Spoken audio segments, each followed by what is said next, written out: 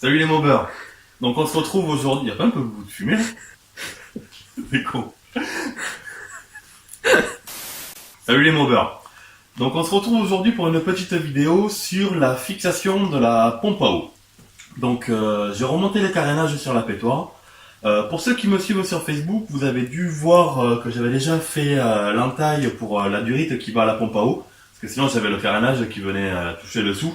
Et à la longue ça allait me niquer et le carénage et la durite. Donc j'ai fait une entaille à la meuleuse pour finir après à la lime.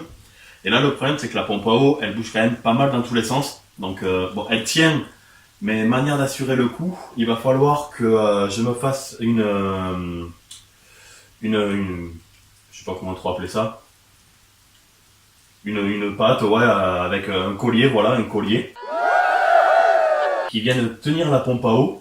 Et après, je vais me prendre aux fixations moteur. Parce que vu que le moteur recule, forcément, il faut que la pompe à eau suive. Si jamais je m'accroche au cadre, ben, ça va contre-tirer, c'est pas top. Donc au boulot, je me suis récupéré des plats en alu. Donc il y a celui-là qui est moins large et beaucoup moins épais.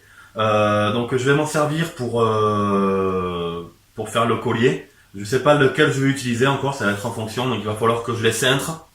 Pour faire le collier, après que je me fasse des pattes en pliant et tout ça pour aller attraper les vis de carter moteur.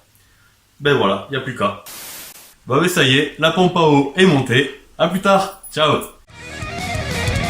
Ah merde, vous voulez peut-être savoir comment j'ai fait tout compte fait.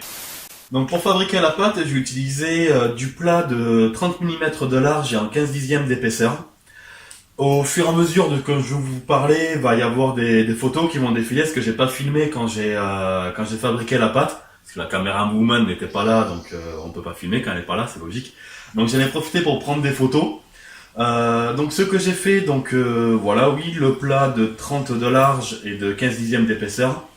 J'ai commencé par fabriquer la partie qui vient entourer la pompe à eau, qui me sert entre guillemets de collier.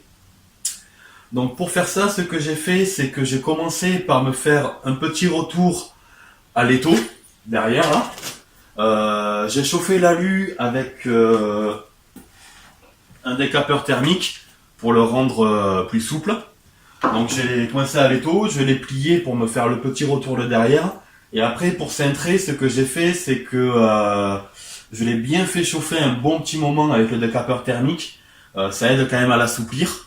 Et après, j'ai fait forgeron entre guillemets, c'est-à-dire que je me suis mis à l'étau, j'ai ouvert, j'ai passé mon plat, je l'ai tordu un peu à la main, et après pour continuer à l'arrondir, je l'ai tapoté au maillet pour arriver à faire mon cintre comme je voulais. Ça sert assez bien la pompe à eau sans pour autant la comprimer. Après le but c'est, elle peut pas partir dans ce sens-là. Le but de la pâte, c'est vraiment de faire en sorte que ce soit assez rigide. Et là, ça évite qu'elle se rapproche du vario, ça me la tient dans un certain esthétique.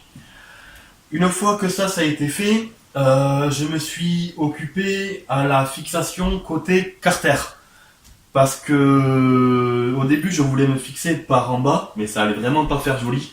Donc du coup, tout compte fait, je me suis fixé en haut. Ça permet d'être quand même beaucoup plus discret. Donc il a fallu que je fasse quand même pas mal d'entailles pour épouser au maximum l'emplacement où je voulais que ça aille. Une fois que ça a été fait, j'ai repositionné mes carénages.